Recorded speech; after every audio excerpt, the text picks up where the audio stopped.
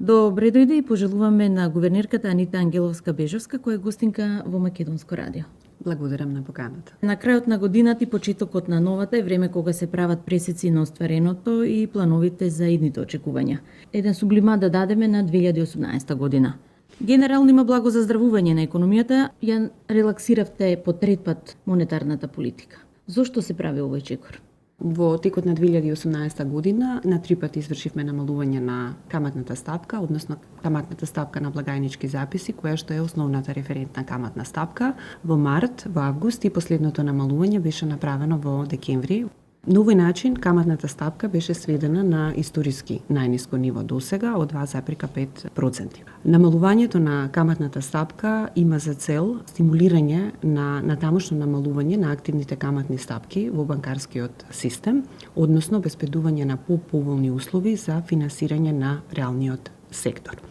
Практично преку нашата каматна стапка настојуваме да испратиме сигнал до банките дека постојат услови за намалување на нивните активни каматни стапки, што би значило и на тамошна поддршка на вкупната кредитна активност, а преку тоа и на целокупната економска активност во домашната економија.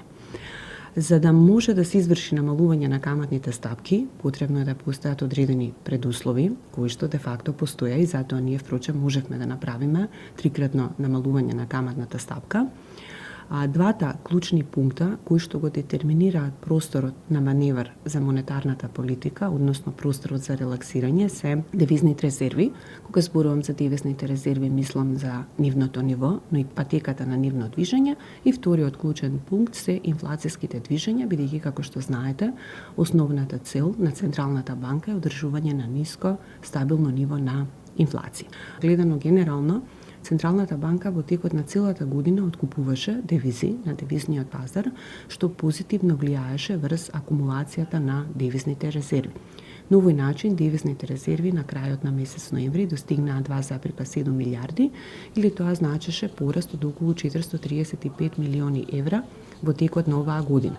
Де факто, оваа патека на движење на девизните резерви овозможи задржување на адекватно ниво на сите стандардни меѓународни индикатори кои што на редовна основа се следат и врз основа на нив се оценува адекватноста на девизните резерви. Во однос на вториот пункт, кој што го споменат, инфлацијата, во текот на целата година цените се движеа во рамки на нашите очекувања. Ние за оваа година очекуваме инфлација просечна годишна од 1,6%. Последните движења се 1,5% со ноемвриските податоци, значи инфлацијата беше, односно се движеше во рамки на нашите очекувања. Сето ова, секако имајќи предвид и други фактори кои што се значајни и кои што исто така влијаат на просторот на монетарната политика, овозможи спроведување на релаксирана монетарна политика. Дали сигналите беа пратени од страна на банките, дали банките беа респонзивни, доколку се направи анализа на движењето на каматните стапки во банкарскиот систем, се забележува дека во оваа година исто така продолжи трендот на намалување на активните каматни стапки. Значи банките ги намалуваа каматните стапки, иако интензитетот на нивното намалување беше нешто послаб од интензитетот на намалување на каматните стапки на благајничките записи. Сепак треба да имаме во предвид дека каматните стапки во банкарскиот систем не зависат само од каматната стапка на Централната банка, тие зависат од повеќе фактори. Тука би ги споменала, например, конкуренцијата во банкарскиот систем, квалитетот на активата, значи на кредитното портфолио на банките, побарувачката, така да повеќе фактори се кои што влијаат на однесувањето на банките. Меѓутоа, последниот извештај на Народна банка говори дека банкарскиот систем е солиден, високо ликвиден. Да, дефинитивно, значи ликвидноста во банкарскиот систем на континуирана основа се одржува на високо ниво. Во просек, учеството на ликвидната актива, кој што е еден од индикаторите кои што најчесто се користат за оценка на ликвидносната состојба во банките, во просек е околу 30% од вкупната актива, што говори за релативно солидно ниво на ликвидност.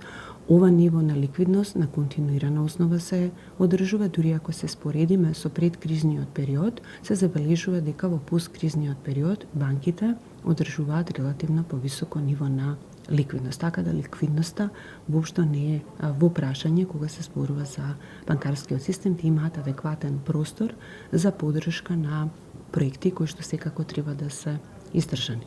Расте ли е нивото на кредитирање? Да, нивото на кредитирање продолжува да забрзува.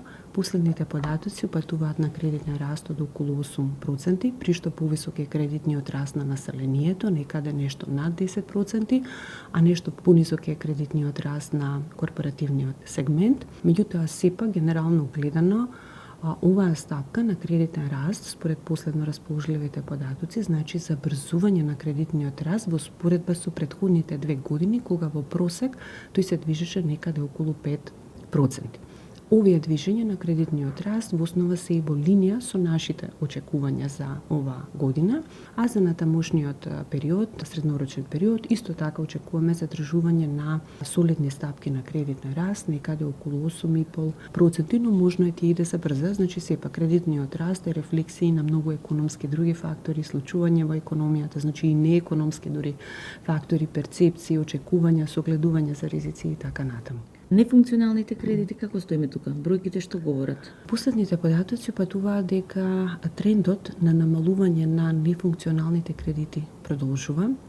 Последните бројки се 5% учество на нефункционалните кредити во вкупните кредити, што мислам дека историски најниско ниво. Впрочем, оваа година продолжи трендот на намалување на нефункционалните кредити, што значи подобрување на квалитетот на самата актива која што имаат банките. И нефункционалните кредити се кредити кои што се потешко наплатливи кредити. Не значи дека не се наплатливи, но се потешко наплатливи кредити. Патуваат на одредено поризично портфолио кое што се наоѓа кај банките. Така да мислам дека сега за сега поволни се трендовите во овој сегмент. Кој повеќе има проблеми со враќање на кредитите, фирмите или физичките лица, граѓаните? Значи, износот на нефункционални кредити е поголем кај корпоративниот сектор, за разлика од населението.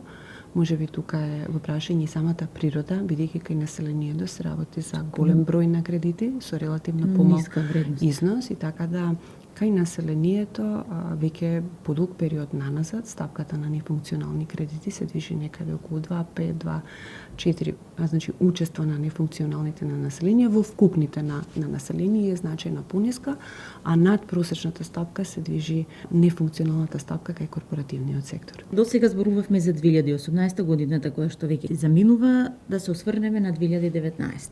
Како до повисок раст? Согласно со последниот макроекономски циклус на проекции, нашите очекувања за раст за наредната година се забрзување на растот со стапка од 3,5%, значи за 2018 очекуваме 2,3%, иако според последно расположливите податоци можно е да има и повисоки остварувања. За наредната година, значи очекуваме натамошно забрзување на стапката на растот. Кои се клучните предпоставки? Нели нашите очекувања базираат на одредени клучни предпоставки. Тие се дека ќе нема поголеми шокови во домашната економија, дека понатаму ќе продолжи процесот на стабилизирање, стабилност во економијата, дека ќе имаме попредвидлив амбиент, што е особено значаен за сите деловни субјекти, што е значајно не само за нашите деловни субјекти, туку и за потенцијалните инвеститори, странски инвеститори. Сето тоа ќе влие на перцепциите на нашата економија и на одлуките за инвестирање, па дури на одлуките за потрошувачка, ако зборуваме за потрошувачка. Значи, стабилен амбиент, домашен, продолжување со политиките кои што ќе значат поттикнување на странски, но и домашни инвестиции, со оглед на тоа што инвестициите забавија во последниот период од општо познати причини, сега повторно да не коментирам, во повеќе наврати сме коментирале. Понатаму очекуваме дека надворешното окружување, значи случувањата во еврозоната и пошироко, ќе бидат поволни.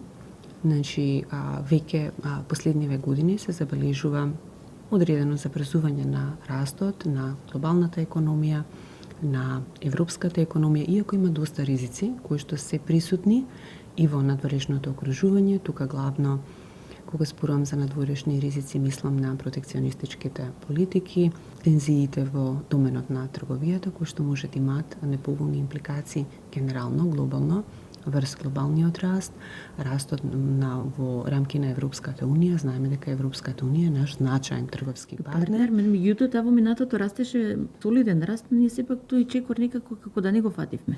Па не го фативме, бидејќи причината беше домашните случувања. Значи, ние во последниот период, во последниве 2 години, случуваме со одредени, да речем, ситуации кои што неповолно влијаат на очекувањата и на домашните, и на странските инвеститори, и затоа и покрај забрзувањето на растот во рамки на Европската унија поради домашни фактори, ние не можевме да ги исползуваме, да речем, генерално поволностите кои што тоа го нуди. Инаку, ако ја гледаме структурата на растот кај нас во изминатиот период, извозот забележува сосема солидни стапки на раст, што упатува дека проблемот не е кај нас на дворешното окружување, туку домашните фактори, кои што неповолно се одразија пред се од делот на инвестициите. Значи, инвестициите, генерално да кажем, има неповолни движења, иако според новите податоци, значи новата ревизија на брутоопштествениот производ за 2017, која што ја направи Државниот завод за статистика, упатува сега дека наместо пад во 2017 сме имале благ раст на инвестициите, наместо претходните податоци кои што упатуваа на пат. Меѓутоа, сепак, дури да имаме благ раст, тој е мал, недоволен и ако гледаме динамички во изминатиот период, тоа е сепак забавување, значајно забавување на растот на инвестициите. Исто така, според последно расположливите податоци за 2017 се упатува на забавен раст и на личната потрошувачка, што значи дека овие домашни фактори, независно од поволното надворешно окружување кое што имаше позитивни ефекти врз извозот, неповолно се одразија врз домашната поборувачка и во сегментот на личната потрошувачка и дури повеќе во сегментот на инвестициите. Движењата кај инвестициите оваа година се уште не се задоволителни, меѓутоа според некои краткорочни индикатори вака кои што ги следиме на редовна основа, можно е да има одредено подобрување во последниот квартал на оваа година и веќе за наредната година ние очекуваме раст на инвестициите како компонента на бруто домашниот производ од прилика околу 8%, значи веќе очекуваме ревитализација на некој начин на инвестициите. Тука пред се мислам на јавните инвестиции во инфраструктурни проекти, меѓутоа импулс би требало да дојде и од забрзан прилив на странски директни инвестиции. Значи, генерално очекуваме забрзување на растот, кое што ќе се темели и на предпоставки за се уште задржување на стабилно надворешно окружување, отсуство на домашни шокови и продолжување со политики кои што и натаму ќе значат поттикнување на странските и на домашните инвестиции во нашата економија. Околу инфлацијата, значи овој раст кој што го споменав во 3,5%, оценуваме дека ќе биде во голема мера во линија со фундаментите, значи нема да прави притисоци врз инфлацијата, инфлаторните притисоци, така да инфлацијата ја проектираме на некое историско ниво од околу 2%. Сега ќе има одредено забрзување, успоредба со оваа година, како што споменав, оваа година проектираме некаде околу 1,6, наредната година 2, меѓутоа ова забрзување во голема мера го предвидуваме заради очекувањата за раст на цените на примерните производи на светските берзи. Како што знаете, ние сме голем увозник енергентите, па дури кај храната, ние кај храната сме на нето основа увозник, така да тие случувања на меѓународните пазари кои што во основа се движени од фактори на страна на понудата, може да влијаат на одредено умерено забрзување на инфлацијата, меѓутоа сепак тоа во основа значи стабилни цени. Во однос на девизните резерви, платниот биланс за наредната година сепак очекуваме солидни движења во платниот биланс, дефицитот на тековната сметка некаде да се задржи околу 1,5%, што е релативно ниско ниво. Ако се вратиме наназад и гледаме кои се движењата кај нас во историјата, во просек негде околу 6-7 се движел дефицитот на тековната сметка во минатото, значи во последниве 5-6 години ние имаме поповолни движења во однос на дефицитот на тековната сметка, гравитира некаде околу 2%, така и ние во среднорочниот период очекуваме тој да се движи некаде околу 1,5%. Причината за ова пониско ниво, кое што го забележуваме во изминатиот период и очекуваме така да се задржи во наредниот период, се сепак трговскиот дефицит, тоа е извозот, како што спорував, има позитивни движење во сегментот на извозот и трговскиот дефицит постепено низ годиниве се намалува. Можно е на овој период да имаме некои притисоци кај енергетското трговско салдо заради покачените цени на енергетите, на берзите, меѓутоа ако го гледаме не енергетското трговско салдо, кое што е повеќе слика и на нашите структурни реформи што сме направиле во делот на извозот, тука очекуваме натамошно подобрување кај неенергетското трговско салдо. Мене ме интересира инфлацијата, да е значајна за економијата, значи таа не е добро да биде во минус да оди или надолу. Сепак треба во едно рамниште велат околу 3% да биде инфлацијата за да се продуцира раст. Добро, значи кај инфлацијата во основа оно што е важно е да има стабилно и предвидливо ниво кај инфлацијата, бидејќи ако нема стабилно и предвидливо ниво, во тој случај потешко е економските субјекти да донесат одлуки, бидејќи и нивото на цените е нели клучна детерминанта кога се носат одлуки, деловни одлуки од страна на економските субјекти. Која треба да биде стапката на инфлација? Во основа, мислам дека консензусот е некаде околу 2%, ако земете Европската централна банка, кај нив целта е дефинирана инфлација блиску до 2%. Поголем дел од земите кои што применуваат стратегија на таргетирање на инфлацијата, исто така таргетот им е околу 2, освен земји кои што историски се соочувале со значајно повисоки стапки на инфлација, па од тие причини не можат веднаш да ја сведат на ова ниво, па имаат повисоки стапки. Меѓутоа, кај нас нашата цел е инфлација од околу 2%. Иначе тоа што велите дефлацијата секако не е поволна за секоја економија, бидејќи може да ја одложи потрошувачката исто така, нели може да ги одложи одлуките, бидејќи ако цените се намалуваат, па се очекува нивно дополнително намалување. Има и други аспекти, сега да не елаборирам зошто тоа не е поволно, меѓутоа она што е прифатливо е инфлација од околу 2%. Се менува ли улогата и целите на Народна банка, освен тоа што стабилна инфлација и денар, туку да креира и раст? Да, според законот за Народна банка, прва и основна цел на Народната банка е одржување на ценовната стабилност. Потоа втора цел, која што е подредена на првата цел, е Централната банка да дава придонес кон одржување на финансиската стабилност преку обезбедување стабилен и сигурен банкарски систем. И третата цел, која што исто така подредена на првата цел, тоа е во рамки на можностите да дава поддршка кон економскиот раст, односно да ги помага економските политики.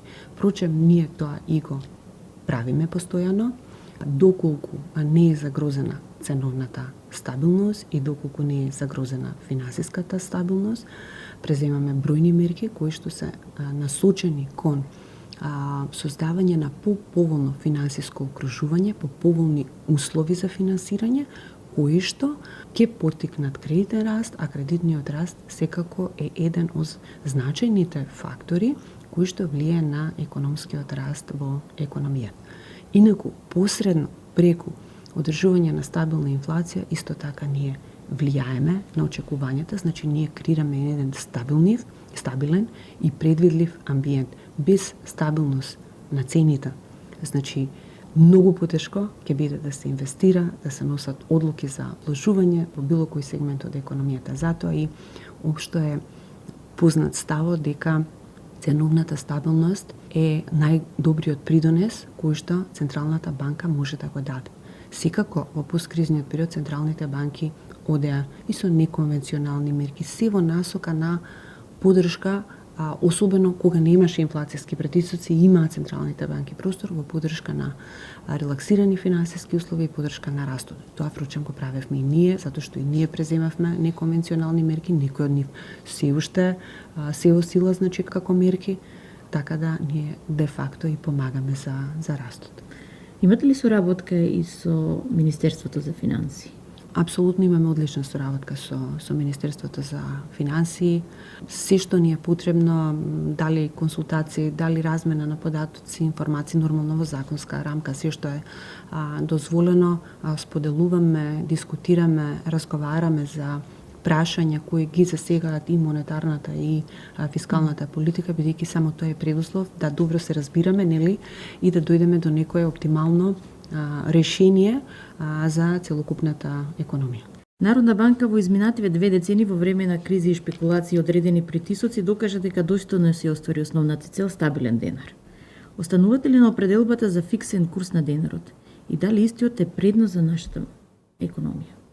Да, значи нема дилема во однос на адекватноста на оваа стратегија за економија како што е нашата. Значи ние сме мала, отворена економија, релативно високо евроизирана економија и во такви ситуации, значи кога станува збор за економии со вакви карактеристики како нашата, сметаме дека стратегијата на одржување на стабилен курс на денарот во однос на еврото е најоптимална стратегија.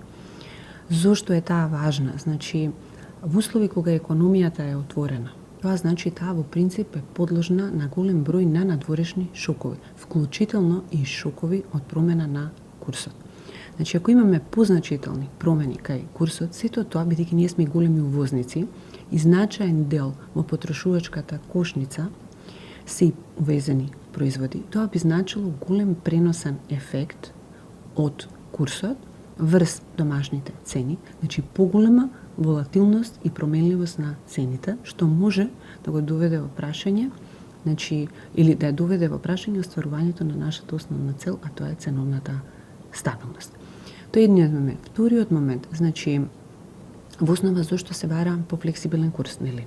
Така е. Еве и теоретски во пракса се бара затоа што се мисли дека на тој начин нашиот извоз би бил по-конкурентен, значи би имал повисока ценовна конкурентност. Меѓутоа да не заборавиме, ние ако ја гледаме структурата на трговските текови, ќе се види дека извозот во голема мера е детерминиран од увоз. Зборувавме претходно, енергенсите, суровините, во голема мера сето тоа се увезува. Значи, ако навидум изгледа дека извозниците би имале предност со со промена на курсот, меѓутоа тој навидум ефект би се компензирал со зголемени увозни цени. Да.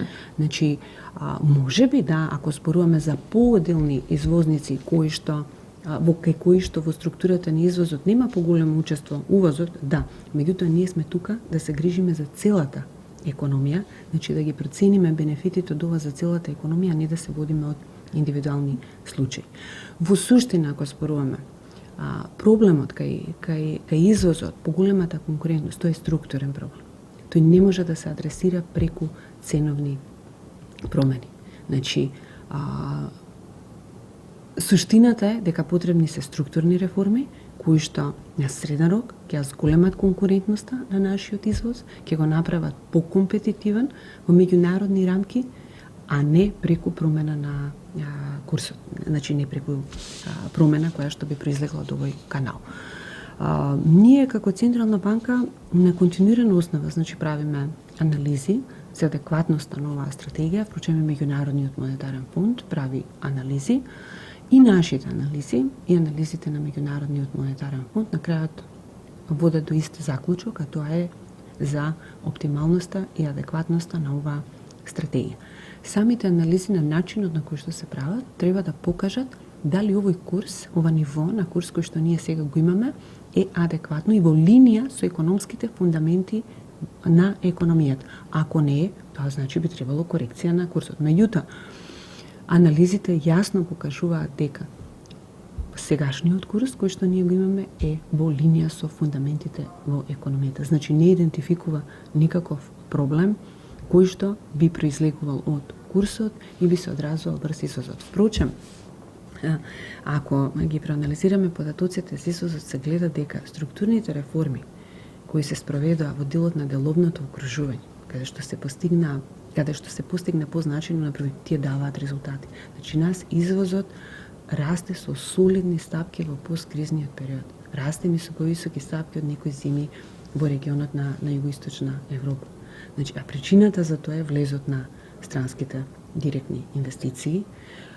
Не само што влегува странски директни инвестиции, туку тие влегува во разменливи, така наречени сектори, значи сектори каде што производите се извезуваат, зашто тие може и да дојдат и во други сегменти кои што директно нема да влијаат на извозот, че тие дојдоа во оние сегменти кои што значат директно потикнување на извозот. А за нас растот на извозот е од клучно значење. Ние сме мала економија. Значи не само по бројка, туку расте и како вредност. Како вредност и квалитет. Тоа е многу битно, дека тоа што влегува како странска директна инвестиција создава додадена вредност во нашата економија. Значи во продуктивни сектори, во сектори во кои што расте додадената вредност, значи произведуваме пософистицирани производи со повисока додадена вредност, што секако е голема предност нели за нашиот извоз, а всушност влезот во овие сегменти значеше и погенерално подобрена структура на нашата економија, подиверзифицирана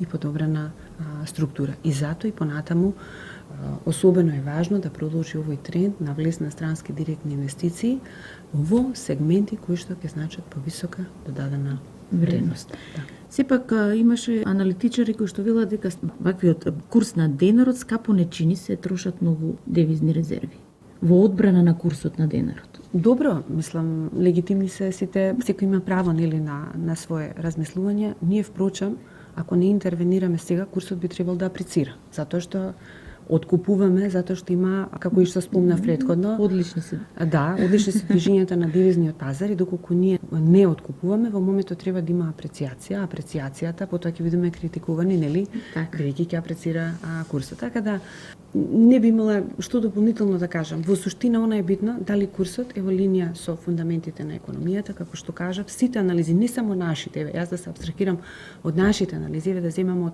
други институции, меѓународни институции, го потврдуваат тоа дека тоа апсолутно не е случај и дека да и натаму треба да се работи на поттикнување на конкурентноста, поголем извоз, но не преку овој канал со курсот, туку преку спроведување на реформи. Даночните реформи пак ја заразбрануваа јавноста, банкарите бараат одложување на прогресивното оданочување на каматите на штедните влогови. Велат ке се намали штедењето на ваквиот начин. Ваш став по ова прашање со оглед на тоа што штедењето е значен извор на кредитирање кај нас, а во една прилика истакнавте дека иако штедењето расте, сепак неговиот потенцијал не е доволно искористен и мал е процентот на неговото учество се уште во бруто домашниот производ. Да, добро, генерално, значи прашањето за даночната политика не е во надлежност на Централната банка. Меѓутоа го зафаќа сегментот штедење. Да, го зафаќа сегментот, да, секако, да. Значи, јас што би кажала генерално, дека во различни економии, кога ги погледнеме искуствата во однос на делот на оданочувањето на каматните приходи, искуствата се различни. Значи, во некои земи се оданочуваат, во некои земи не се оданочуваат, во некои земи дури се прави диференцијација од кој финансиски инструмент произлегува каматата, па дали таа се оданочува или можеби со која стапка се оданочува. Сосема се различни пристапите, веројатно има аргументи и за едниот пристап и аргументи за другиот пристап. Сега, кај нас, ако се вратиме во минатото, приходите од кои што ги остваруваат граѓаните од штедењето не биле предмет на оданочување. Веројатно еден од факторите во тој контекст било и затоа што ние сме немале штедење или многу мало штедење сме имале на почетокот на транзицијата, па целта била да се поттикне нели тоа штедење, затоа што домашното штедење е многу важно за инвестициите. Значи, инвестициите треба да се финансираат од домашно штедење. Зборувам генерално за штедењето, не само за штедењето во банките. Затоа што ние имаме значаен потенцијал на штедењето, кое што е се уште надвор од банкарските канали. Значи, се уште има проценки кои што упатуваат дека значаен потенцијал населението чува и надвор од официјалните канали. Тоа е едноставно непродуктивно алоцирање на финансискиот потенцијал кој што генерално постои во една економија. Претпоставувам дека од овие причини, значи тоа не било предмет на оданочување во насока еве на поттикнување, зголемување на обемот на штедењето, кој што пак морам да кажам дека расте солидно, расте значи, меѓутоа од ниски нивоа. И затоа сега ние кога ќе се споредиме со развиените европски економии, на пример, кога ќе го видам нивото на штедење кај нив, ние се уште сме, значи имаме пониско ниво на штедење, меѓутоа ние сме тргнале од пониско ниво, нели, на почетокот на транзицијата. Добро е што штедењето расте, продолжува да расте дури во периоди кога ние се соочуваме, како што знаеме, со одредени непредвидливости, да речем, сепак не толку стабилен амбиент, што говори за довербата сепак во банкарскиот систем. И сега, она што јас генерално можам да го кажам е дека сепак начинот на кој што ќе бидат димензионирани овие мерки, односно оданочувањето, бидејќи слушнавме дека ќе има некои прагови над кои дека нема каматата на целото штедење нема да биде предмет на оданочување. Она што е битно за нас е дека сепак начинот на кој што ќе биде димензионирано тоа оданочување треба да биде така да не го попречи на тамошниот раст на штедењето, бидејќи штедењето е многу значаен финансиски потенцијал од кој што зависи финансирањето на целокупната економија. Има ли македонскиот граѓанин основни познавања за сите финансиски инструменти, текови, финансиска едукација, така кажано? Прашањето за финансиската едукација доби генерално многу големо значење во посткризниот период, затоа што искуството покажа дека кризата покрај тоа што произлезе од слабата регулација, прудентна регулатива на американскиот пазар, во голема мера се поврзува и со пониското ниво на финансиски познавања на населението. Така да и глобално во меѓународни рамки веќе многу повеќе во посткризниот период се става акцент на потребата за зголемување на информираност или за финансиската писменост на населението. Во оваа насока и ние како Централна банка веќе неколку години наназад ставаме голем акцент на прашањето на финансиска едукација, фокусирајќи се и на помладите, но и на повозрастните генерации. Направивме едно истражување, односно мерење на нивото на финансиски познавање или финансиска писменост на населението со користење на одредени стандардни методологии, за да имаме некоја почетна основа да знаеме од каде сме сега, кои се најголемите слабости, во кои пунктови постојат најголеми слабости, кај кои возрастни групи, за да знаеме и соодветно да подготвиме стратегија која што треба да биде фокусирана на овие целни групи. Да, на овие целни групи. Така да генерално има голем простор за натамошно унапредување, би рекла кај сите возрастни групи, од најмладите до највозрастните. Веќе ние почнавме, преземаме доста активности. Еве, неодамна можеби е добра прилика да го испромовирам и јавниот повик за квиз, за квизот за пари, кој што во соработка со Македонската банкарска асоциација ќе го поддржиме, ќе го организираме на еден начин. Значи, сакаме да потикнеме учество на младите од кај нас на европскиот надпревар за парите, за финансиите, бидејќи сметаме дека на тој начин бија потикнале и свесноста, односно за важноста на познавањето на финансиите, независно. На еден интерактивен начин. На еден интерактивен, интересен, сепак забавен, но и компетитивен начин. Тоа е само една од мерките кои што ја преземавме, меѓутоа има бројни мерки кои што и натаму ќе ги преземаме како Централна банка, затоа што сметаме дека ова многу значајно подрачје кое што ќе помогне и на населението. Значи, особено ме радува што банките сега се вклучија во овој процес, бидејќи ние и досега, како што споменав, наназад преземавме бројни мерки, меѓутоа и сега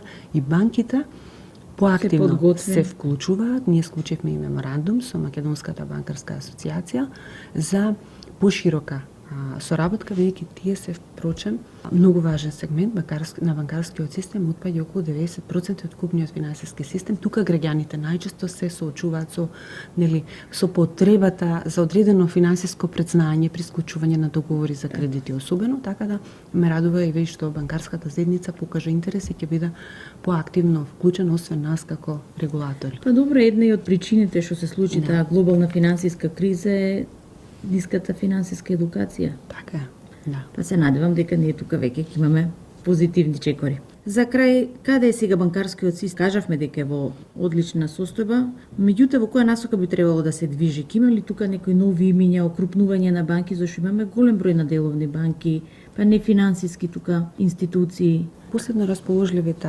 податоци за банкарскиот систем упатуваат на тоа дека стабилноста на банкарскиот систем продолжува и натаму, адекватноста на капиталот се одржува на високо, солидно ниво, значи околу 16%, ликвидноста, како што споменавме, исто така се одржува на адекватно ниво.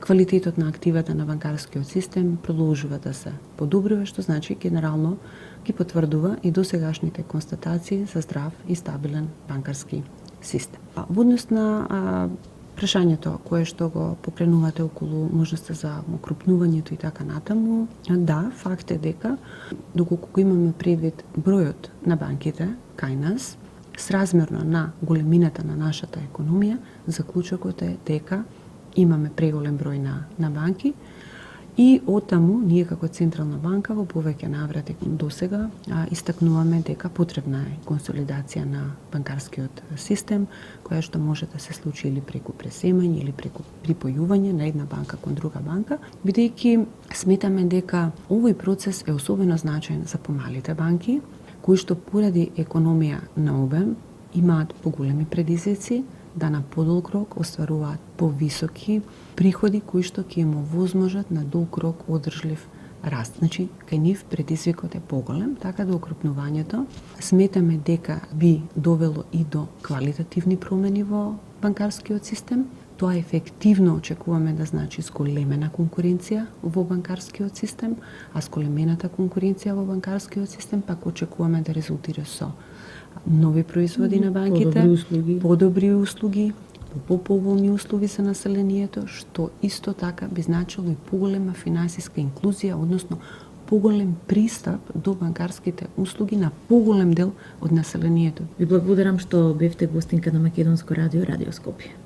Ви благодарам на поканата, ми беше задоволство.